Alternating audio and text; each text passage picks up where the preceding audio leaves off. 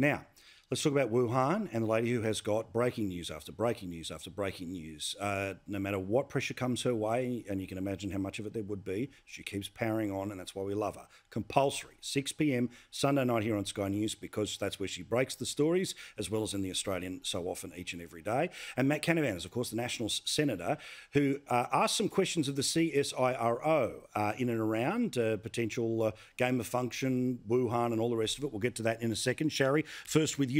So last night, let's show this here, which is the video of well, tell us about that world exclusive last night, and then I'll get to the grab. Apologies.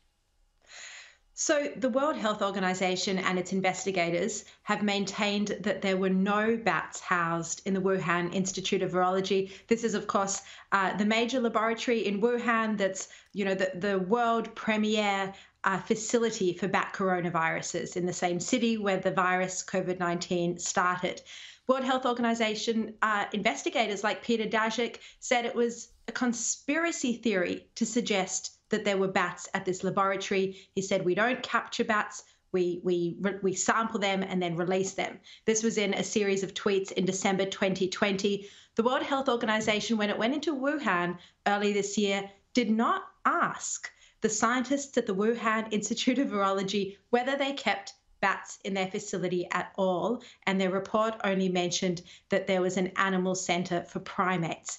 Now, Paul, this is a crucial question because it goes to the potential origin of the virus. There's been a lot of discussion about how a virus that originates in bats could have travelled all the way from the southwestern province of China, where the virus with the closest genetic sequence identity to SARS-CoV-2 was found in a bat in caves in the Yunnan province. How that could have got all the way to Wuhan if it was a natural virus without leaving any outbreaks along the way. So if there were bats and bats from this region, and the bats haven't been identified yet in the laboratory, it is relevant. Last night, we got the vision that proves it.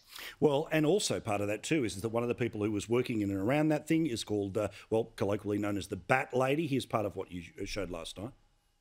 实证力研究团队10年如一日，在我国及非洲多地采集15000余份蝙蝠样品，追踪 SARS 病毒源头。 并分离出多种新型病毒。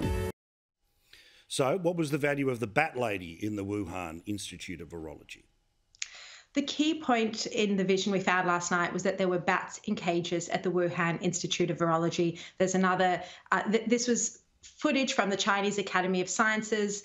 It was produced in May 2017 when the facility had just finished, when it was ready to launch. There's also footage of a scientist feeding a bat with a worm. So there were definitely bats in the facility.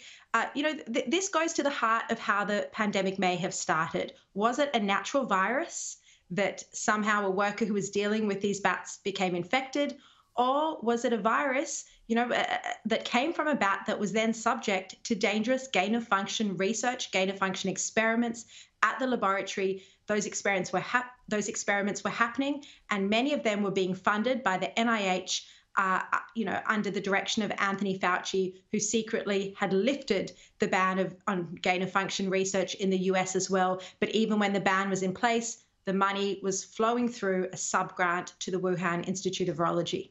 Now, stay there because I want to ask you one more question. But Matt Canavan, the Bat Lady and the CSIRO, what piqued your interest here? Well, Paul, in some respects, I'm just basking in the glow of the amazing work that Shari has been doing. I took up some of the issues she's uncovered in the Senate. If only Shari could be there as a senator and ask them, it probably would have been much more effective. But I asked them about the work that they'd done with the Wuhan Institute, and quite honestly, Paul, the CSIRO's answers were not fulsome. At the time, they tried to say that, the only work we've done with Wuhan was around the Hendra virus, or they suggested that was the only work they'd done, when in fact there's a paper I've had sent to me from 2010 where CSIRO researchers are working with the Bat Lady and Wuhan Institute scientists to look at coronaviruses from bats they'd captured and were working on in Geelong in Australia, and they were testing to see which coronavirus types would most likely infect humans. Now, I'll stress it wasn't gain-of-function research as such, but it is a major collaboration between the CSIRO and the Wuhan Institute, and we need answers here. We need to get to the bottom of what happened here, because I think Shari has uncovered the greatest scientific scandal of all time. Millions of people have died, and their families deserve answers about how this happened and how can we make sure this does not happen again. Well, here's part of that questioning that took place in the Senate. What was the research? What exactly was the research done in Geelong with the Chinese scientist? I think this is the Xizheng Li, who is otherwise known as Bat Lady in some reports. What research was conducted in Geelong by the CSIRO? At which stage we noted that we don't undertake research on live bats at ACDP, and that so we made that statement clear in relation to it. We noted that we did rely on research from overseas in relation to bats to undertake zoonotic research as well in that regard. So happy to provide a copy of that statement to you. So what's open-ended for you about that, Matt? What's the obvious question that you still have? Now, again, we're not talking about Australia having a direct connection to the Wuhan lab. Come on, we're not into that. But what is the key detail you think the CSIRO needs to serve up? Well, again, Paul, the answer there is quite shifty, because the CSIRO said they did not do research on live bats at Geelong, and then they mentioned, oh, well, we rely on bat research that's done overseas, indicating that they don't do any research almost on bats in Australia, when in fact, again, there's a paper that CSIRO scientists in conjunction with scientists from the Wuhan Institute, a separate paper from what I was talking about before, which included them capturing bats, I think in Queensland from memory, but capturing bats in Australia, transporting them alive to this Geelong facility, this CSIRO facility, and yes, they euthanized them there, but they weren't really forthcoming with the Senate there about exactly what they've been up to. And this is where these questions arise here about what has the scientific community across the world, not just in China, been up to here, and what have they been hiding from us? And they've been using the same tactics we see from the climate scientists, calling anyone like Shari who's calling them to question them, calling them conspiracy theorists, they're crazy, when actually now that we've uncovered a lot of this stuff, there's a real issue here that scientists, unfortunately, were actively involved in trying to hide over the past year. Good on you, mate, and good on you for standing up in that situation in Billawheeler as well. Shari, what's your take on what Matt's just said in the questioning that he had for the CSIRO? Well, the CSIRO misled Parliament, misled the Senate, and misled Matt Canavan. I had to correct the record on it. They provided correspondence to Matt Canavan and to all the senators on that committee, admitting that actually they had done research on live bats, as their scientific papers state, as Matt just referred to. The live bats were flown from Queensland to Victoria for dissection, for research with the Wuhan Institute of Virology. We're bringing this report in the Australian in the coming days because they have had to formally correct the record on this. Their evidence was misleading. There is an extensive history between the Wuhan Institute of Virology and CSIRO and Australian government funding. Wow. This is dating back over a decade.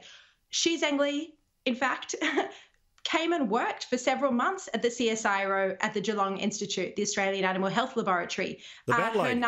Yes. This was my very early report. That's right. In April last year. It was front page of the Daily Telegraph, and Media Watch attacked me over it. Her number two, Peng Zhu, we trained, Australian taxpayer funding trained Peng Zhu. We have a long history. There are many research projects that have been done in conjunction with the CSIRO and the Wuhan Institute of Virology. Some of them we haven't yet published yet. Matt and I have been working on this together, and there is a story coming up in the Australian just on how extensive this research collaboration is. But you know, we've been reporting on this for over a year now. The question here is, why is gain-of-function research that was banned under the Obama administration and only lifted by Anthony Fauci with no permission from anyone in the Trump administration, why is that still legal in Australia? This is something that took me over a month, while I was writing my book. This took me over a month to get a proper answer from Greg Hunt from the Health Minister's office. I got sent the run around. Eventually, they released a statement that admitted gain of function research is allowed in Australia. This is research that many scientists internationally, they formed a group called the Cambridge Working Group. They have objected to this research. They say there is of no benefit. It has never been shown to cause a pandemic, but on the other hand, it can create these dangerous new viruses that never existed in nature before. And if there is a laboratory leak, and we know lab leaks are extremely common, even in the top world-class facilities, accidents happen. People aren't robots. Mistakes happen. And so that actually the greater risk is of causing a pandemic. You guys are amazing. Thank you so much. Keep reading her stuff, keep watching her, keep paying attention to Matt in the Parliament. Thanks for your support as well. Thank you. All day, every day. It's nice and easy. Thanks, Paul. Thank you so much, Senator. Thank you so much. Well, what a scooper she is. Sherry Markson, the CSIRO now. My goodness.